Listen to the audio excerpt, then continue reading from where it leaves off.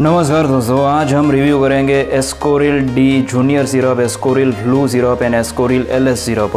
तो इन तीनों सिरप में से कौन सा सिरप बच्चों के लिए ड्राई खांसी के लिए यूज़ होता है, ड्राई कफ के लिए, और कौन सा सिरप वेट कफ के लिए यूज़ होता है, और इसके क्या डोजेज है, इसका क्या साइड इफ़ेक्ट है, वो हम बारी बारी जानते हैं। ठीक है, तो सबसे पहले हम देखते हैं, ये हमारे पास एस्कोरिल डी जूनियर सिरप है। तो आप यहाँ पे देख सकते हैं, तो ये बेसिकली जिन बच्चों को ड्राई कफ की प्रॉब्लम है, यानी कि सूखी खांसी आ रही है लेकिन कफ बाहर नहीं निकल रहे हैं, उसके लिए यूज़ होता है एस्कोरिल डी जूनियर सिरप।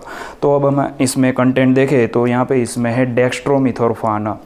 तो डेक्स्ट्रोमिथोरफान एक कफ सप्रेसिव एजेंट है। तो वो क्या करता है, हमारा जो दिमाग होता है उसमें एक सेंटर रहता है जिसे कफ सेंटर कहते हैं। तो उसकी एक्शन है, वो जो डेक्स्ट्रोमिथोरफान है उसकी एक्शन को स्टॉप कर देता है। तो उसकी वजह से हमें जो ड्राई कफ है वो प्रोडक्शन स्टॉप हो जाता है, उसकी वजह से खांसी नहीं आती है। ठीक है, तो इस तरह से जो एस्कोरिल डी जूनियर सिरप है ड्राई कफ के लिए यूज़ होता है। अब जो दूसरा कंटेंट है वो है फिनाइलेफ्रिन।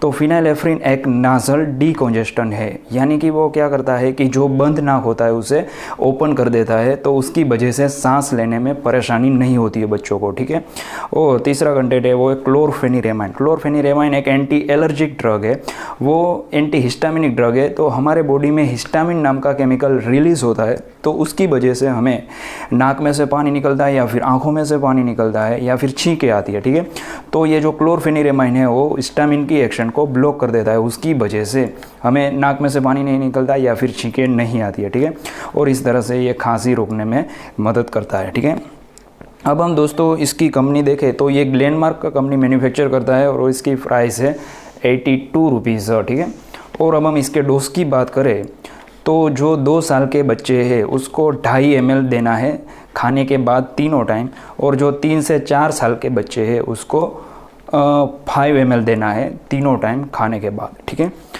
अब हम इसके साइड इफ़ेक्ट की कुछ बात करें तो इसकी वजह से नोज़िया हो सकता है, या फिर वोमिटिंग हो सकता है, या फिर स्टोमक अपसेट हो सकता है, या फिर हेडेक हो सकता है। तो ऐसे कोई साइड इफ़ेक्ट दिखे तो अपने डॉक्टर को तुरंत संपर्क कीजिए। ठीक है, अब हम दूसरा सिरप है वो है एस्कोरिल एलएस सिरप। ठीक है, तो आप यहाँ पे देख सकते हैं। अब हम इसे ओपन करके देखते हैं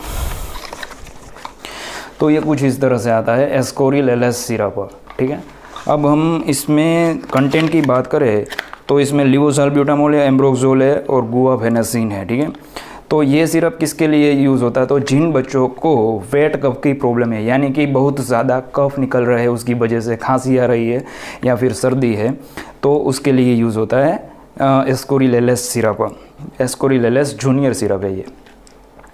तो ये जो तीनों कंटेंट है, लिवोसाल्ब्यूटामोल, एम्ब्रोक्सोल और गुआफेनासिन, वो क्या है, वो एक एक्सपेक्टोरेंट है, यानी कि जो हमारे गले में कफ रहते हैं उस कफ को वो ब्रेक डाउन कर देते हैं, उसे तोड़ देते हैं। तो उसकी वजह से जो गाढ़ा कफ रहता है वो बिल्कुल पानी जैसा हो जाता है, क्योंकि वो ब्रेक डाउन हो जाता है। तो उसकी वजह से पानी जैसा हो जाता है, उसकी वजह से वो आसानी से हमारे मुंह से या फिर हमारे नाक से बाहर निकल जाता है। तो जो हमारे जो अंदर कफ है वो सभी बाहर निकल जाएंगे, तो उसकी वजह से जो सर्दी है या फिर खांसी हो रही है वो स्टॉप हो जाएगी। ठीक है, इस तरह से जो एस्कोरिल एलएस जूनियर सिरप है सर्दी खांसी में यूज़ होता है। ठीक है, अब हम इसके साइड इफ़ेक्ट देखें तो इसके थोड़े से ज़्यादा साइड इफ़ेक्ट है, क्योंकि जो इसमें जो लिवोसाल्ब्यूटामोल है उसकी वजह से ट्रीमर हो सकता है, या फिर मसल क्रैम्पिंग हो सकता है। इस तरह से आपके हाथ या फिर पैर कांपने लगते हैं। ठीक है, तो उसे कहते हैं मसल क्रैम्पिंग। तो अगर ऐसा कोई भी सिम्टम्स आपको दिखे बच्चों में तो ये सिरप आपको तुरंत ही स्टॉप कर देना है। ठीक है, इसके अलावा इसमें नोज़िया हो सकता है, वोमिटिंग हो सकता है, हेडेक हो सकता है, या फिर स्टोमक अपसेट, ये कुछ इसके साइड इफ़ेक्ट है। ठीक है, हम इसकी प्राइस की बात करें तो ये 69 रुपीज़ है, ये भी ग्लेनमार्क कंपनी ही मैन्युफैक्चर करता है। ठीक है, अब इसके बाद हम हैं लास्ट, वो है एस्कोरिल फ्लू सिरप। आप यहाँ पे देख सकते हैं, ये भी ग्लेनमार्क कंपनी बनाता है और ये मैंगो फ्लेवर में अवेलेबल रहता है। ठीक है, तो ये कैसे बच्चों को देना चाहिए, तो हम इसके कंटेंट जानते हैं, उसके बाद पता चल जाएगा, ठीक है। तो इसमें 2 कंटेंट है, फिनाइलेफ्रिन और क्लोरफेनिरेमाइन, ठीक है। तो फिनाइलेफ्रिन क्या है, तो वो हमने देखा पहले, जैसे कि वो नेज़ल डीकॉन्जेस्टेंट है, यानी कि बंद नाक को वो ओपन कर देता है, खोल देता है। तो उसकी वजह से जो सर्दी खांसी में बंद नाक होता है उसमें यूज़ होता है।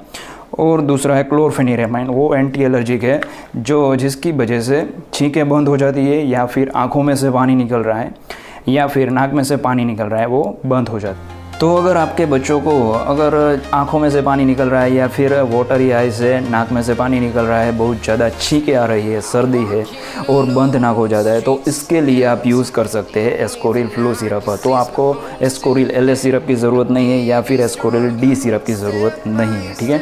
ये सिरप से बच्चे को राहत मिल सकती है, ठीक है। और हम इसका डोज जाने तो इसका भी सेम डोज है, जैसे कि 2 साल के बच्चे हैं तो उसको 2.5 ml देना है तीनों टाइम, अगर 3 साल या 4 साल के बच्चे हैं तो उसको 5 ml देना है तीनों टाइम, ठीक है।